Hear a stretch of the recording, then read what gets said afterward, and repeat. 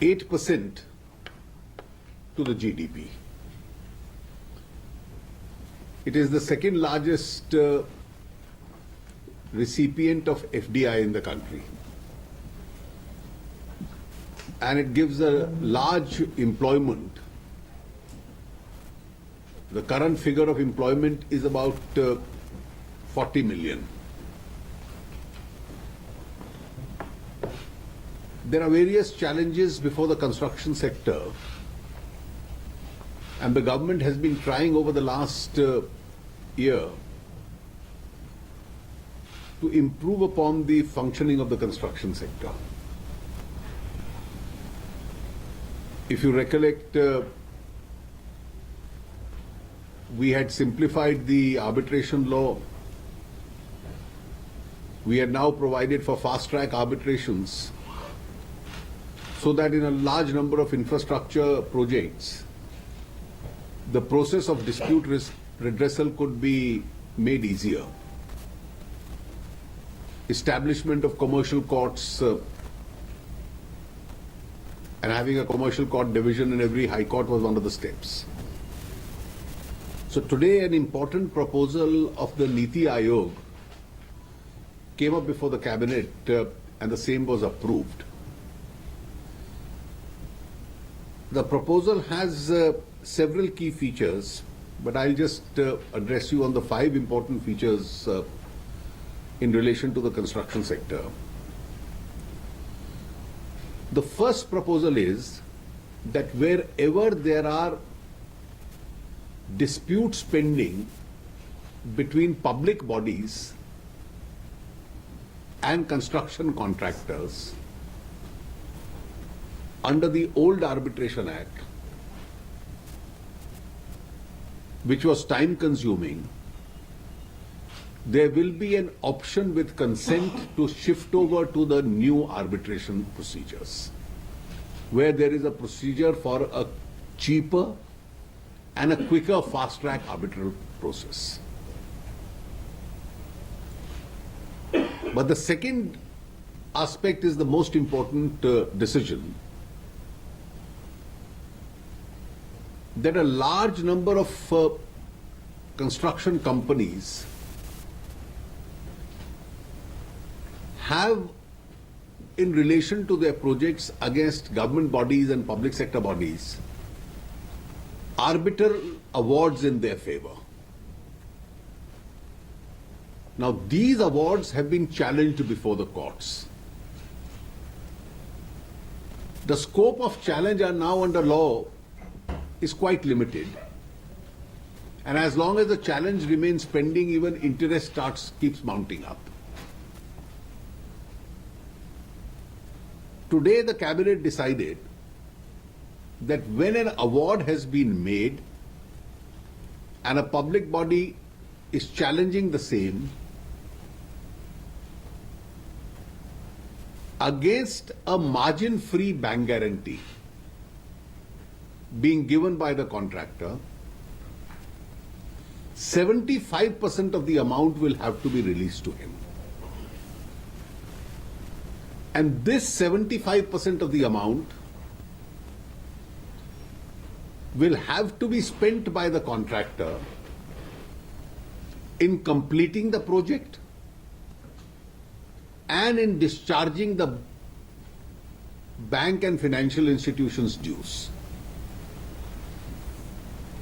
If he has any surplus, then he can spend it on further expansion of his projects. Today, one of the key problems is that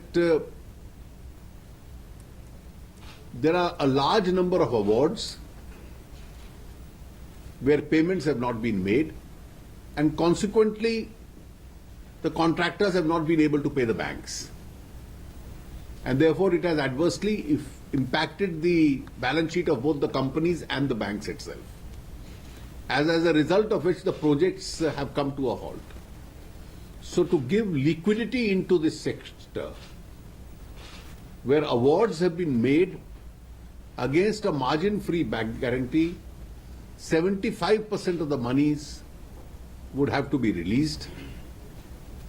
And the same will have to be pumped either into the project or into the banks. And if anything is left thereafter, the same can be used for further projects. The third important decision is that in all new contracts relating to construction, there will be a conciliation board provision. And this conciliation board will comprise of independent subject experts. Now, this is being done for the reason that when commercial circumstances change and public servants are reluctant to participate in the renegotiations, there will be a contractual mechanism under which those terms could be renegotiated without bringing the projects to a standstill. The fourth suggestion is that in contracts which are entered into by public authorities and public bodies, the item rate contracts would be replaced by a turnkey contract. And a model draft turnkey contract proposal will be circulated. And lastly, the Department of Financial Services and the Reserve Bank of India would try and prepare a policy on how to deal with those companies which have got a lot of stressed assets in the real estate sector.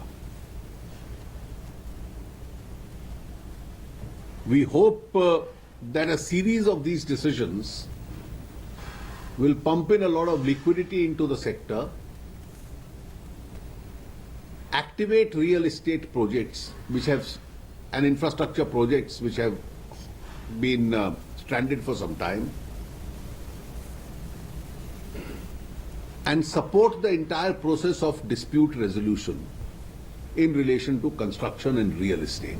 And this is particularly because there is a huge employment potential. There is this sector itself is a very large contributor to GDP, and in future we need more housing, more urbanization, more commercial spaces. So this will take care of that. Thank you.